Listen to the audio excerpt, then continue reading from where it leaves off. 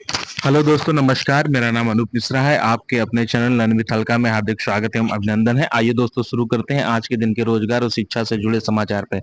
दोस्तों, आप लोगों से विनम्र निवेदन है, लगभग 10% ऐसे व्यूअर हैं जो चैनल को देखते हैं और सब्सक्राइब किए हुए हैं। लगभग 90% ऐसे व्यूअर हैं जो चैनल को देखते तो हैं लेकिन सब्सक्राइब नहीं किया हुआ है। तो आप लोगों से विनम्र निवेदन है कि ज्यादा से ज्यादा चैनल को सब्सक्राइब करके जल्द से जल्द 1000 के जादुई आंकड़े तक पहुंचाइए और मेरे मेहनत को प्रोत्साहित कीजिए। आइए दोस्तों, शुरू करते हैं।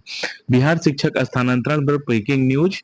सूचना आवंटन की प्रक्रिया पूरी, अब योगदान का इंतजार। पटना से 15 जून 2025 को बिहार में हजारों शिक्षकों के लिए बड़ी खबर। शिक्षा विभाग ने बड़े पैमाने पर शिक्षक स्थानांतरण प्रक्रिया के तहत स्कूल आवंटन का कार्य लगभग पूरा कर लिया है। जिलों के बाद अब शिक्षकों को उनके नए विद्यालय आवंटित कर दिए गए हैं। यह प्रक्रिया शिक्षा कोष पोर्टल के माध्यम से ऑनलाइन पूरी की गई है। स्थानांतरित शिक्षकों को अब अपने नए आवंटित स्कूल में योगदान देना होगा, जिसकी प्रक्रिया जल्द ही शुरू होने की उम्मीद है। मुख्य बात, 1.3 लाख से अधिक शिक्षकों का तबादला इस चरण में लगभग 1.30 लाख शिक्षकों का स्थानांतरण किया गया है। इसमें बीपीएससी टीआरई 1 टीआरई 2 के तहत नियुक्त शिक्षक और सक्षमता परीक्षा पास करने वाले नियोजित शिक्षक शामिल हैं। इस शिक्षा कोष पोर्टल से पारदर्शिता, यानी कि पूरी स्थानांतरण प्रक्रिया को पारदर्शी बनाने और मानवीय हस्तक्षेप को कम करने के लिए इस शिक्षा कोष पोर्टल का उपयोग किया गया है। शिक्षकों को उनके आवंटित जिले और अब स्कूल की जानकारी इसी पोर्टल के माध्यम से मिल रही है। जून अंत तक योगदान की संभावना। सूत्रों के अनुसार स्थानांतरित शिक्षकों को जून के अंत तक अपने नए स्कूल में योगदान करने का निर्देश दिया जा सकता है। शिक्षा विभाग जल्द ही इस संबंध में विस्तृत दिशा निर्देश जारी करेगा। क्या है आगे की प्रक्रिया? तो शिक्षकों को पोर्टल से अपना आवंटन पत्र डाउनलोड करना होगा और निर्धारित समय सीमा के भीतर नए पदस्थापना वाले विद्यालय में योगदान देना होगा। इसके बाद वे अपने पुराने स्कूल से स्वतः विरमित समझे जाएंगे। पृष्ठभूमि और हालिया घटनाक्रम। यह स्थानांतरण प्रक्रिया बिहार विद्यालय विशेष शिक्षक नियमावली 2024 और अन्य संबंधित नियमों के तहत की जा रही है। ठीक है दोस्तों, अगला समाचार है। 9 से 12वीं की पुस्तकों में पाठ हिंदी के साथ अंग्रेजी में भी, यानी राज्य के सरकारी स्कूलों के 9वीं से 12वीं कक्षा के बच्चे एक ही पाठ्य पुस्तक में हर पाठ हिंदी और अंग्रेजी के साथ साथ पढ़ाएंगे। बाईं ओर वाले पृष्ठ पर हिंदी के पाठ में और दाईं ओर वाली अंग्रेजी के पृष्ठ में पाठ होंगे। शिक्षा विभाग के अपर मुख्य सचिव डॉक्टर एस सिद्धार्थ ने शनिवार को शिक्षा की बात हर शनिवार में कहा कि पाठ्य पुस्तक में हर पाठ हिंदी और अंग्रेजी के साथ साथ रहने से छात्र छात्राओं का हिंदी और अंग्रेजी दोनों भाषाओं का ज्ञान बढ़ेगा। जिन छात्र छात्राओं को हिंदी अच्छी होगी वे हिंदी में और जिनकी अंग्रेजी अच्छी होगी वे अंग्रेजी में पढ़ेंगे। आपको बता दूं कि स्कूली छात्र छात्राओं के लिए इस साल प्रकाशित हुई पाठ्य पुस्तकों का कवर पेज शिक्षा विभाग के अपर मुख्य सचिव एस सिद्धार्थ ने खुद डिजाइन किया है।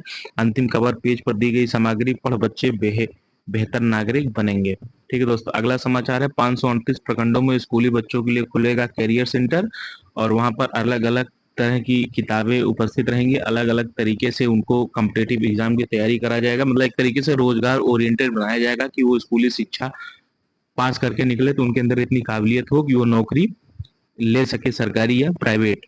तो उस वहां पर पढ़ाने के लिए बिहार विद्यालय परीक्षा समिति या अन्य संस्था के माध्यम से चयन करके शिक्षकों को वहां पर रखा जाएगा, जो अभी बीपीएससी या अन्य तरीके से जो शिक्षक नियुक्त है पढ़ा रहे हैं। ठीक है, अगला है। माहौल खराब करने वाले हाँ करने में शिक्षक निलंबित होंगे। विद्यालय में शैक्षणिक माहौल बिगाड़ने को लेकर एक शिक्षक को निलंबित किया गया। मामला राजकीय बुनियादी विद्यालय दौकड़ा सराय का है। निलंबित शिक्षक राजेश कुमार झा को प्रखंड शिक्षा पदाधिकारी कार्यालय मड़वन के मुख्यालय में अटैच किया गया है। ठीक है दोस्तों, आइए आगे बढ़ते हैं। अगला है। सरकारी विद्यालय के शिक्षकों को मिलेगा 10 प्रकार के अवकाश। तो आगे आइए देख सकते हैं कौन कौन से अवकाश है। पहला है आकस्मिक अवकाश, साल में अधिकतम 16 दिन। विशेष आकस्मिक अवकाश, मातृत्व अवकाश, प्रसव पूर्व पश्चात अवकाश, शिशु देखभाल अवकाश, उपार्जित अवकाश, आधे वेतन पर अवकाश, रूपांतरित अवकाश, असाधारण अवकाश, आदेशानुसार विशेष अवकाश, महत्वपूर्ण अवकाश। नई नियुक्तियों वाले शिक्षकों को अवकाश की अनुमति वर्ष के शेष महीने के अनुपात में दी जाएगी। अवकाश स्वीकृति सक्षम पदाधिकारी द्वारा निर्धारित प्रक्रिया और तालिका के आधार पर की जाएगी। हर विद्यालय में उपलब्ध शिक्षकों की संख्या के आधार पर ही अनुपातिक निर्णय लिया जाएगा, जिसमें पठन पाठन पर असर न पड़े।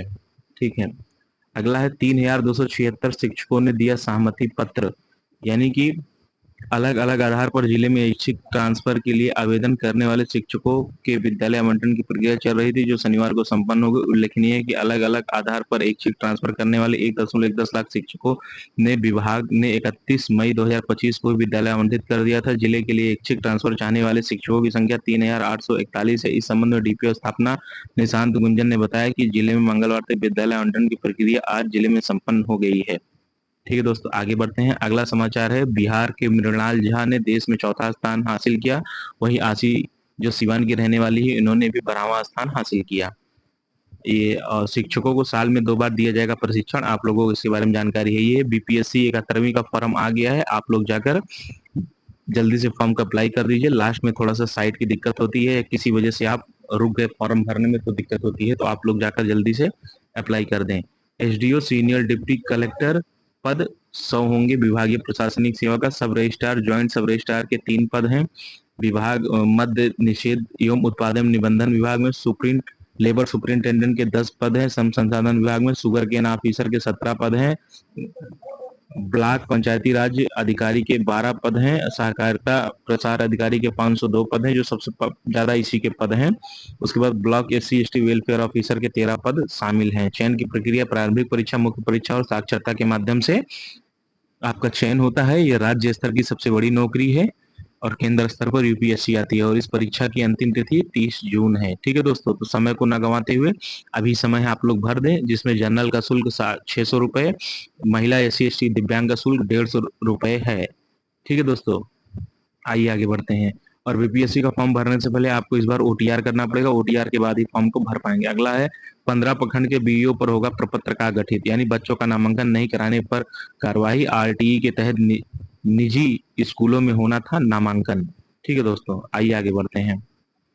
नहीं दोस्तों, इसका ये मतलब है कि 15 प्रखंड के बीओ का संबंध ये है कि प्राइवेट स्कूल में भी कुछ सीटें होती हैं आरटीई के तहत, राइट टू एजुकेशन के तहत। कितनी सीटों पर कमजोर वर्ग के बच्चे भी जाएंगे, वहां पे सारी रुपया पैसा शिक्षा खर्चा वगैरह सब सरकार देती है और ये लोग नहीं करा पाए, इसलिए ऐसा हो रहा है। अगला है, 534 प्रखंडों में प्रतियोगी परीक्षाओं की तैयारी के लिए खुलेगी कोचिंग और उसमें बिहार विद्यालय के शिक्षक ही जाकर वहां पर पढ़ाएंगे और ये करियर ओरिएंटेड कोचिंग होगा। जैसे इंजीनियरिंग के लिए हो गया या मेडिकल के लिए हो गया, गवर्नमेंट जॉब की तैयारी के लिए हो गया, तो बीपीएससी से आए हुए अच्छे अच्छे शिक्षक भी होंगे उसमें चयनित। अगला बिग ब्रेकिंग न्यूज है।